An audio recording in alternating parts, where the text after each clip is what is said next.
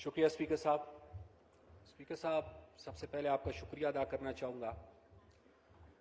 4 माह बाद मैंने ये देखा और मैंने ये महसूस किया कि कुछ तो ऐसा है कि जिस पर हम सब मुत्तफिक हैं, और इसलिए आज मैंने भी ये ज़रूरी समझा कि यहाँ पर अपनी राय का इजहार कर सकूं। बात यहाँ पर पहले कश्मीर के हवाले से, फिर एपीएस के हवाले से, और उसके बाद स्पीकर साहब ऑपोजिशन के एक मुतालबे के हवाले से। मैं ज़्यादा वक्त आपका नहीं लूँगा। जहाँ तक कश्मीर का ताल्लुक है स्पीकर साहब, कुछ चीज़ें सियासत से बालातर होती हैं, पॉलिटिकल डिविजन्स वहाँ मैटर नहीं करती, और शुक्र अल्हम्दुलिल्लाह मेरे ख्याल से इस हाउस में हम जितने भी मौजूद हैं आज, इस पर हम सब मुत्तफिक हैं कि कश्मीर में हिंदुस्तान जुल्म कर रहा है, कश्मीरियों की आवाज़ को दबाया जा रहा है, यूएन की रेजोल्यूशंस जो हैं उन पर अमल दरामद नहीं हो रहा, और आज हम सब एक जुबान होकर ये कह रहे हैं कि कोई भी हल मुमकिन नहीं होगा जो कश्मीरी भाइयों की राय के मुताबिक नहीं होगा, जिसमें वो इन्वॉल्व नहीं होंगे। दूसरी बात ये कि ताकत के इस्तेमाल से मसले कभी हल नहीं होते, ताकत के इस्तेमाल से हमेशा मसले बिगड़ते हैं। हिंदुस्तान जितना भी ताकत का इस्तेमाल करेगा, हालात खराब होंगे, हालात बेहतरी की तरफ नहीं जाएंगे। और तीसरी बात स्पीकर साहब, कि जंग किसी भी मसले का हल नहीं है। अगर हिंदुस्तान को मसले का हल ढूंढना है तो मुज़ाकिरात के मेज पर बैठना होगा, बातचीत के जरिए मसले का हल निकालना होगा। और बेशक यहां पर रिस्पॉन्सिबिलिटी चूंकि गवर्नमेंट ऑफ द डे है, लेकिन यहां पर भी हम अपनी पॉलिटिकल डिविजन्स को नहीं लाएंगे। हम हुकूमत अगर इस हवाले से कोई कदम उठाती है, लाख सियासी इख्तिलाफ सही, लेकिन हम हुकूमत को मुकम्मल तौर पर कश्मीर के हवाले से सपोर्ट करेंगे, जो भी ये लेकर आएंगे इंशाअल्लाह। दूसरी बात ऑल एपीएस के हवाले से, स्पीकर साहब मेरे ख्याल से आप बखूबी आगाह हैं। आप बजाते खुद उन फैमिलीज से मिल चुके हैं, आप उन वर्सा से मिल चुके हैं। उनका दर्द और उनके जख्म आज भी वैसी है जिस तरह आज से 4 साल पहले है। करारदाद कि हम मुजम्मत करते हैं, जरूर हम दहशतगर्दी की मुजम्मत करते हैं, लेकिन मैं गुजारिश करूंगा कि हमें इससे थोड़ा आगे जाना चाहिए। हम सब ने कीमत अदा की है।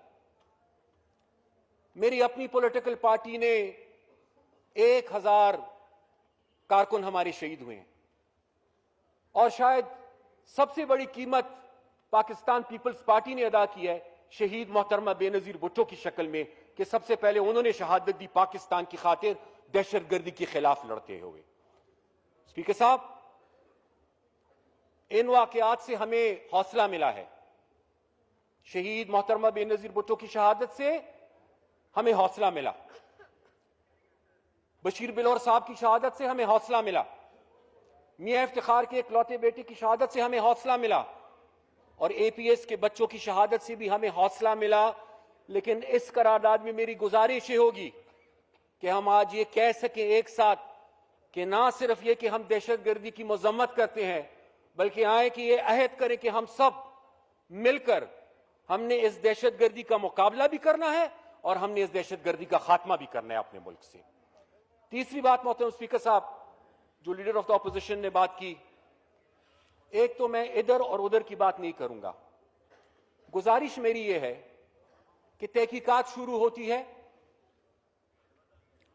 सिर्फ इल्जाम लगा देने से कोई मुजरिम नहीं बन जाता। अगर गवर्नमेंट बेंचेस पर कोई हो जिसके खिलाफ तहकीकात है, ऑपोजिशन बेंचेस पे कोई बैठे है जिसके खिलाफ इस वक्त तहकीकात जारी है, स्पीकर साहब मैं कम अज कम उनको मुजरिम नहीं समझता जब तक साबित ना हो जाए। दूसरी गुजारिश मैं ये करूंगा कि जो गलती इससे पहले हम कर चुके हैं, मेरी गुजारिश होगी कि वो ना करें, और नैब लॉज को रिव्यू होना चाहिए। स्पीकर साहब 10 साल जाया किए हमने, आया ये दुरुस्त है कि बर्डन ऑफ प्रूफ और एविडेंस एक्यूज पर हो? आया ये दुरुस्त है कि एक फर्द वाहिद फैसला करे कि किसी गिरफ्तार करने है, किसी गिरफ्तार नहीं करना? आया ये दुरुस्त है कि 90 डेज का रिमांड होना चाहिए? मैं कत्तन ना करप्शन को डिफेंड कर रहा हूं, ना करप्ट को डिफेंड कर रहा हूं। स्पीकर साहब, सिर्फ इतनी गुजारिश मेरी होगी कि जब तक किसी कोई जुर्म साबित ना हो जाए, वो मुजरिम नहीं है, उसको हम मुजरिम नहीं कह सकते। और जहां तक इस मुतालबे का ताल्लुक है कि प्रोडक्शन ऑर्डर, स्पीकर साहब, हमारा मुतालबा यह नहीं है कि साद रफीक साहब को रिहा किया जाए। हमारा मुतालबा यह भी नहीं है कि उनका केस खत्म किया जाए। हमारा सिंपल मुतालबा यह है कि यह इख्तियार है, ये इख्तियार है, ये रूल्स है और ये आपका इख्तियार है। स्पीकर साहब, हमारी सिर्फ ये गुजारिश है कि अपने इख्तियारात को इस्तेमाल करते हुए, और आप एक मुनसिफ आदमी है, मैं जाती तौर पर आपको जानता हूं, अपने इख्तियारात को इस्तेमाल करते हुए दरखास्त ये है कि साद रफीक साहब के प्रोडक्शन ऑर्डर्स जारी करें। अगर यहां से किसी को ये सूरत हाल का सामना है, उसकी भी प्रोडक्शन ऑर्डर इशू होने चाहिए। खुदा ना खास्ता अगर कल को उस तरफ से कोई हो, तो सबसे पहले मैं उठकर यह मुतालबा करूंगा कि उनकी भी प्रोडक्शन ऑर्डर इशू करे। Thank you. मोहम्मद खान।